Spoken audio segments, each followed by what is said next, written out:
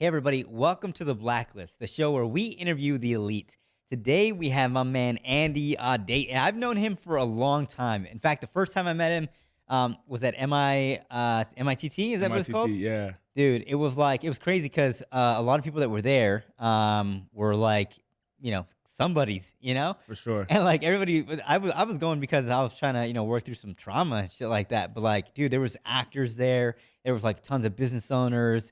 And that's where I first, met you. And I'm like, holy shit, because you went up and you spoke, and you're like, yeah, I've been on stage with Les Brown. Done this with GC, like a ton of stuff. I'm like, what the fuck? Like, there's ballers in this room. I was actually there last week.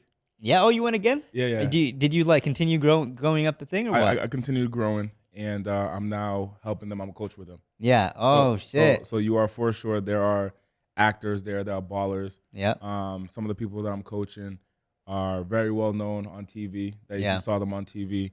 Some of them are huge influential podcasters that I'm not going to share their names. Yeah. But it's the somebodies that are looking to progress in their life and their mindset. 100%. Go into that specific environment. And right now, is it also in person again? Because I remember at one point it was like just virtual. There's two versions of it. Yeah, you can still go in person, and then you can also do virtual. Okay, I'm like, because I wanted to do it again, or at least I wanted to take some of my family members, and I'm like, I can't do virtual. You got to be there. You got to be there. The opportunities in the show, man. When you have these events like the conference that you and I are speaking at this weekend, Yeah. the opportunities in the show up. You got to be there. You got to show up and show out. And what you just said right there, proves a valuable point. Like the relationship that you and I have built. Yeah. You mentioned that the first time you saw me was he went on stage. Andy said this. Andy said that. And you was like, oh shoot. And the first time I saw you, it was the same way. You got up, you grabbed the mic, Yeah. and I remember you just being a given dude. There was somebody who needed support financially, and I remember you got up and you was like, I got you. And I was like, who the hell? Who the hell is this? Just to get up and just be like, hey man, I'm gonna support you financially and help you with your progression and your trauma as well as your progression in your mindset to win. That program is it's an effectiveness training. It's about being effective overall. And one of the things like at your event that Jeremy spoke about at your event was releasing trauma to be effective. Right. Because some of your decisions are made from your past. And if you have trauma in these certain areas, whether it's money, whether it's relationships, it's going to affect you in your future when you're creating success. Dude, 100%. And I don't think too many people think about that. They just kind of think about, okay, what's the next thing I need to do in business when there's a lot of like subconscious level shit that they haven't kind of gone through. Right? Facts right there. Subconscious. It's people think about what do they need to do, but they forget who they need to be. Say it again. Yeah, seriously. But people say, "Hey, I gotta do this. I gotta do this. I gotta do this." But who are you in that time that you're doing those activities? Yeah. So people will look at Grant Cardone, for example. Let's just name a name that we all, many of us will be familiar. They're like, "Hey, what is he doing?" Okay, he's doing cold calls, so I'm gonna do cold calls. And he's sending out a bunch of text messages. He's doing ads. So they focus on the doing, but they forget who he has become. And it's really about the energy that you're putting out. What is the mindset that you have? So when you have a growth-oriented mindset, the decisions you make are based off who you are. Yeah. So it's not about what you're doing. It's about who you are, choosing that, defining that, being clear on that, and then creating the life that you want. Because the route may be different for you to create success. Yeah. But the ways of being is always going to be the same. Agreed. In fact, what you do starts changing, right? You start moving differently once you start becoming a different person. Is that true? For sure. One thing that I want to say, because like that's huge. I'm gonna piggyback on that. Is there's people that create like alter egos in a way. My past business coach, like 2-3 years ago, did this with me. He said, "Hey, you're no longer U6. U6 is the guy that makes 6 figures, right? You are now U7. What would U7 do? How would he run a business? How would he lead?" And it just kind of forces you to think completely different, not in who you are right now, but who they see you as, right? And then you just like, it's just crazy. You just move differently completely, right? Let me ask you this, like, what would U7 is Ulysses 7 at 7 figures, right? Yeah. So what ways of being would U7 be? Would he be urgent?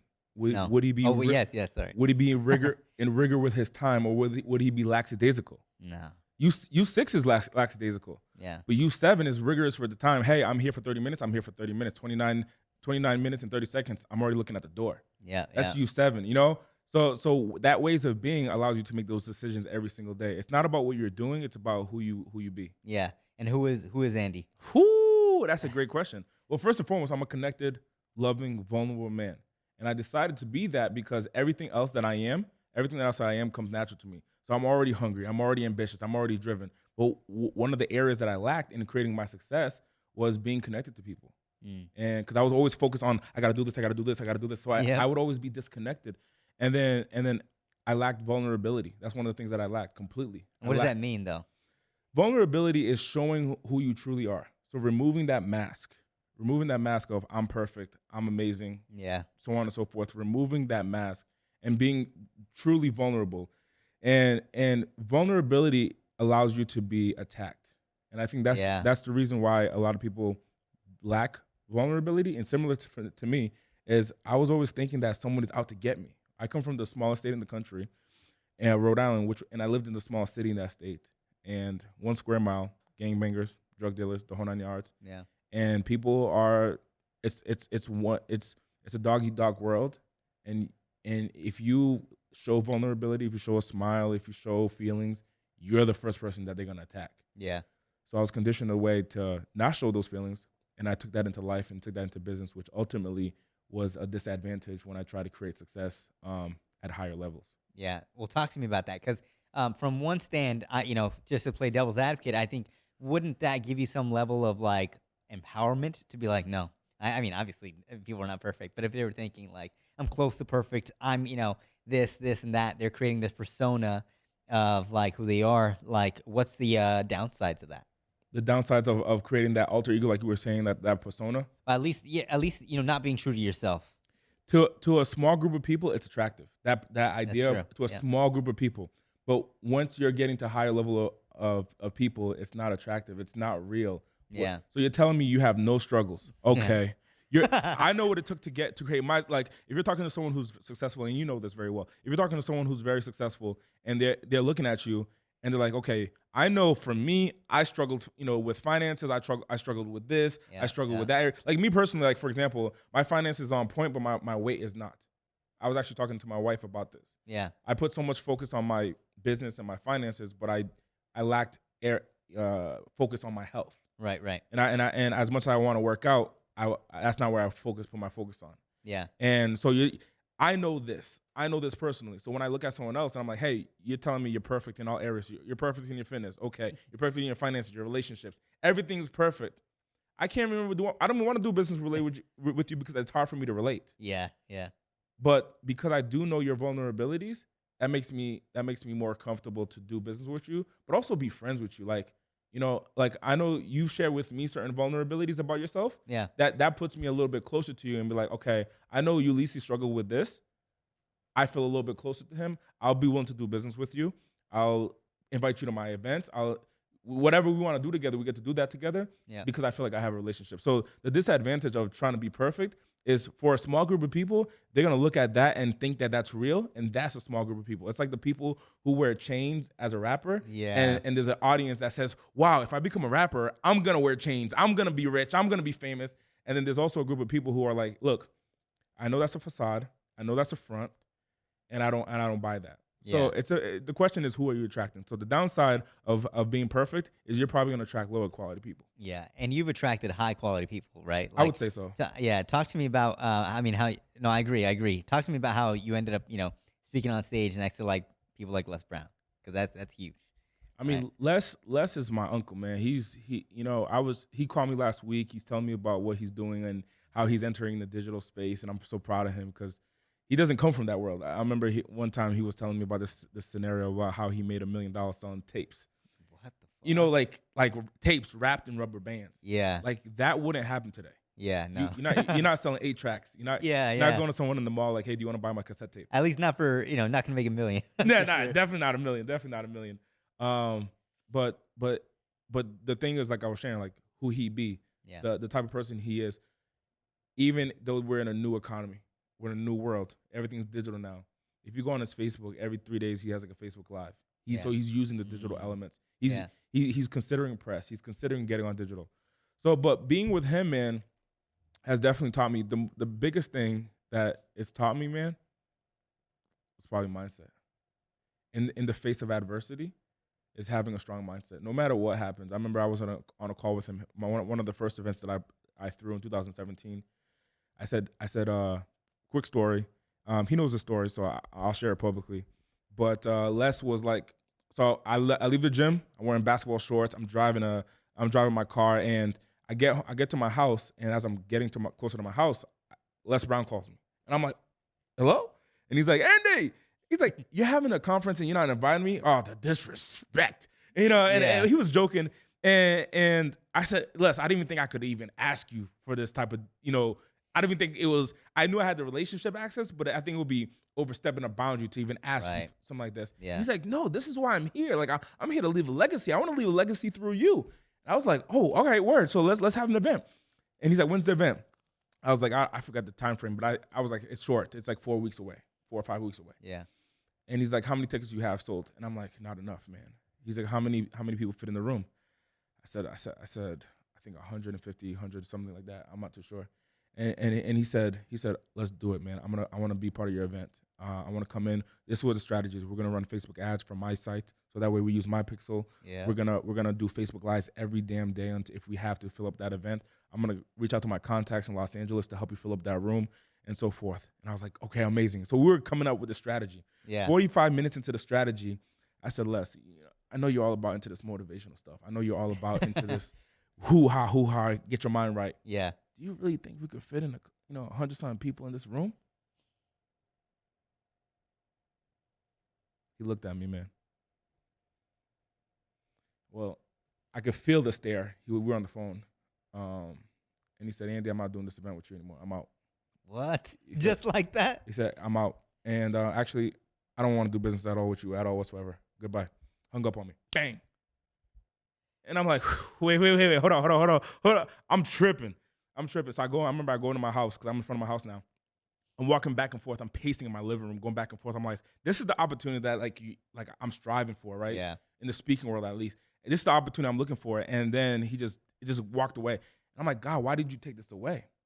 And then I remember something that I learned from a mentor that I had with sales. It's like, you got to be persistent. So what I did was I kept on calling him up. And I knew he was in Los Angeles at the time. So I drove to the house that I knew where he would be at. Knock on the door. Knock on the door. When I get there, man, lady opens the door. Les Brown's not here. He's in Orange County. I'm like, okay. So I keep calling Les. I'm calling him. Call him. I call him like 9 times in that moment. He picks up on the last call. He says, listen, I'm not doing business with you. I'm out. Yeah. I go to the beach. This was right next to the beach. I go to the beach, put my feet in the sand, look up at the sky, and I said, God, why did you do this to me? Why did you allow this? Have you ever had something like that? Like, you're so close, and then it just gets taken away. Yeah.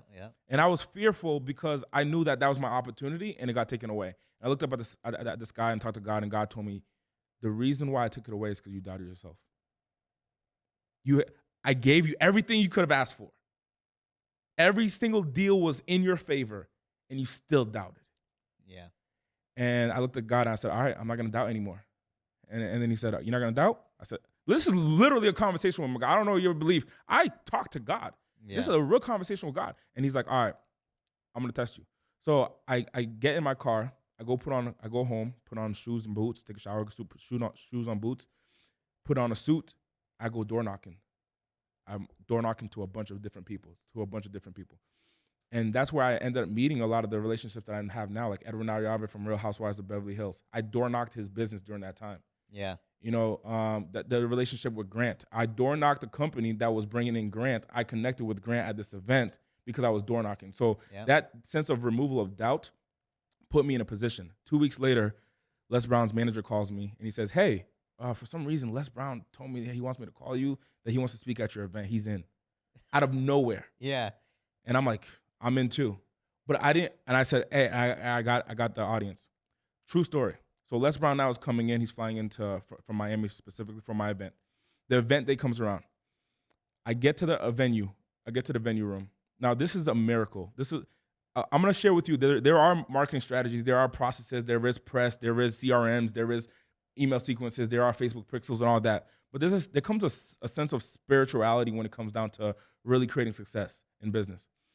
And the spirituality experience that I had in that specific moment was the event day comes. I go to Les Brown's hotel room that I rented for him, and I say, Les, it's about to be game time for this event. And he's like, Andy, if there's one person in the audience or 0 people, it don't matter. I'm there for you. I appreciate you and the work that you're doing, and I feel like I could leave my legacy through you. And I was like, Les, that means a lot. I appreciate that. So I go to the venue, and I get I turn into the venue, and I look into how many people are there. And the whole room is like set up for 100 and change. And when I look into the room, there's nobody there. It's like the volunteer that I had, this one random person that's like, woo, like there's no one there. And I in that moment, literally, this is about 9:30. The event starts at 10. So I'm like, in that moment, I'm thinking, God, did you fail me? Yeah. Well, remember what God told me? What did he say? Don't doubt yourself. Don't doubt yourself. So I go back to the hotel room. I get on my knees. And I said, God, you told me not to doubt. I'm not doubting. I'm just praying you to let you know what my desires are. No bullshit. 15 minutes later, I get up off my knees. I wipe up my tears because I was crying. I get back to the room. There's a fucking line of 150 people. No kidding. No BS. Yeah. There's a line of 150 people. We get into the hotel room. We flood the room. Then the hotel is pissed off at us because we didn't notify them that we had to let them know to have enough seats out. So everyone's rushing to bring in seats. Now it's standing room only, all within 15 minutes. God said, don't doubt yourself. So I share that story because maybe you're listening to this and you're thinking to yourself, like, what success is there for you? Les Brown was a goal for me. In my world of speaking, that was like a goal. But if whatever success is for you, don't doubt yourself. No matter how big, how small, how wide, go big. Don't even go home. Just go big. Yeah. And when you get big, go bigger and don't doubt yourself in the interim. Yeah. Dude, well, number one, you're a powerful storyteller, right? Like, you kept me on my feet, like, kept me engaged. You did really well. Obviously, that's why you speak, because you, like, fucking really good at that. But another thing is, I can relate, because when I did the event in Vegas, The one a few weeks ago? Yeah. Like, literally, like, it was like 30 minutes before the event. I'm like, what the fuck? The only people that are here are the speakers. Like, God damn, I can't believe I, have all these speakers out here, and, like, there's nobody going to be at the event. And it's just like, it's that heart-wrenching thing, you know? And obviously you felt it. Like, bro, it is a rough one, when you're going through that, because you just gotta, like, the only thing you could do is what? Like, you have to show up, Of course.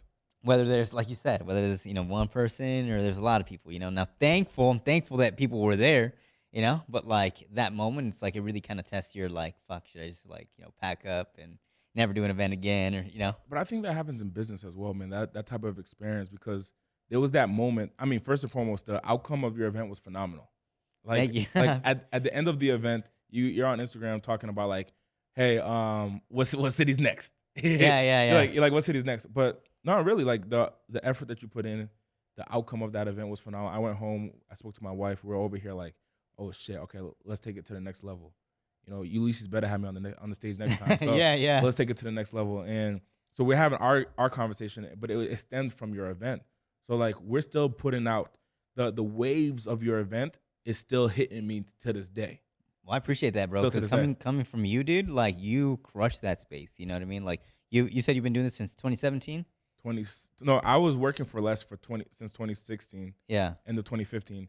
My first one was with my name was 2017. Got it.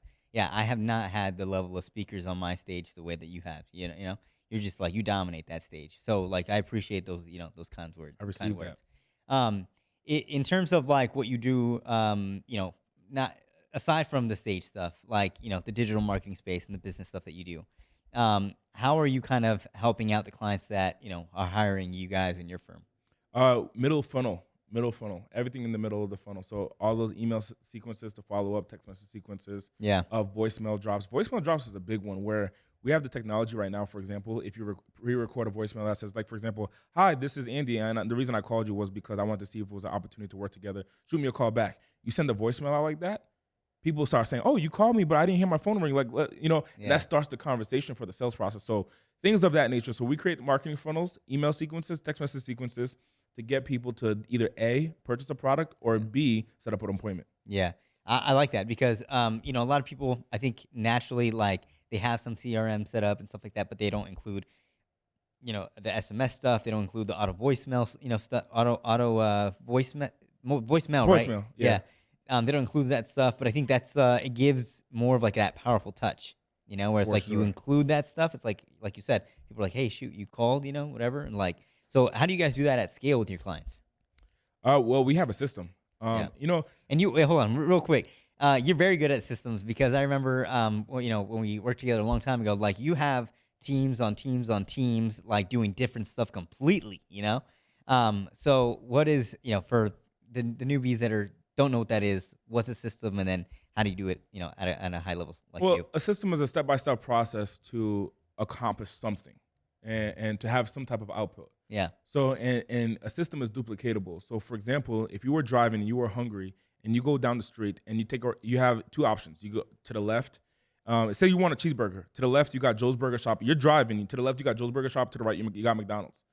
They both sell the same product. They both sell burgers, fries, and drinks. Yeah. But when you turn into McDonald's, what you expect the same type of burger, whether you're in Chicago or in Florida. Yeah. But if you go into Joe's Burger in Miami, the burger is a little charcoaled. But you go to Joe's Burger Shop in Florida, in California, it's a little different. Yeah. So they sell the same product, but it's different on how they set it up. So a system is where you can have the same output every single time. Yep. So we have a system that we designed specifically from me. I used to sell high ticket coaching and consultant services for speakers. Yeah. And then I built that for me to get onboardings of clients automatically. Yeah. And so we took that, built it out for other people who are coaches and consultants, and we built out the marketing funnels and the marketing sequences for them. So really the way that it works is that we run ads into a marketing funnel. The marketing funnel does two things. It either sets up sells a product or service via a video sales letter. Yeah. And if that person doesn't work to actually purchase the product, then we can see them through our software. We can see that this person didn't purchase it, but they've been in our sequence for 14 days. Right. And then for 14 days, additionally, we then send text messages and emails and voicemail drops and a couple of other things with AI to get them to book an appointment. And if they don't book an appointment, then we have a virtual assistant go ahead and call and set up an appointment. So it'll say, for example, hey, I'm calling from Ulysses' office. The reason why I'm calling you is to set up an appointment to see if there's a business opportunity to work together. Yeah. So for 42 days, this sequence is first 14 days, it's automatically trying to sell a product. Yeah. Automatically through a video sales letter. Yeah. If that doesn't work, then we go to a second option, which is going to be automatic booking on the business owner or the sales representative calendar. Yep. If that doesn't work, then we have a virtual assistant call. If we can't get in touch with them for 42 days, that's a dead lead for us. We'll reach out back to them in 90. Yeah. I like that. And that's more of like the intricacies, of like, how you should set up your funnel and sequences and stuff like that, which I think brings a lot of money in because most of the time, actually, I'd just say like for most business owners that are new, that don't have that stuff, they're losing out on a lot of money, right?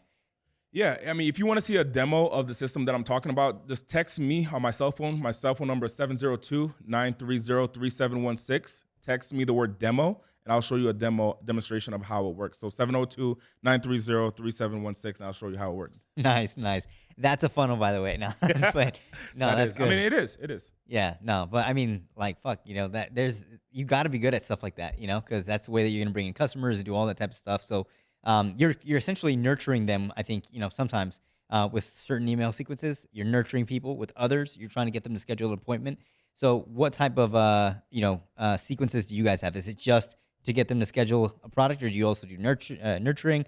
Like you said, that after the 90 days, it's like, okay, now we're like reaching back out, We'll do a top of mind awareness campaign. And what that looks like for that 90 days is that we're just staying top of mind. So every couple of days, they're receiving different value. Like, hey, this other person who's using our product or service is winning. So imagine, for example, the people who haven't done business with you, they're lackadaisical, they're not taking advantage, or they have a money problem at this specific time, but they are interested in working with you. It might just not be the right time for them. Yeah. Well, what you want to do is you want to stay top of mind. So that way, by the time that they are ready, that as soon as they think about press, or as soon as they think about ads, or as soon as they think about whatever your product is, then they're like, hey, I'm going to go to this person because I've been receiving their emails and their text messages like as if they're friends. So like, for example, I just had a client earlier today who sponsored my event, my progression conference. Yeah.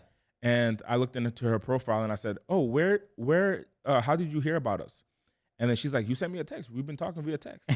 And I was like, well, let me share with you. That's our AI, artificial intelligence. Yeah. It's not Andy. It says it's Andy, but it's not Andy.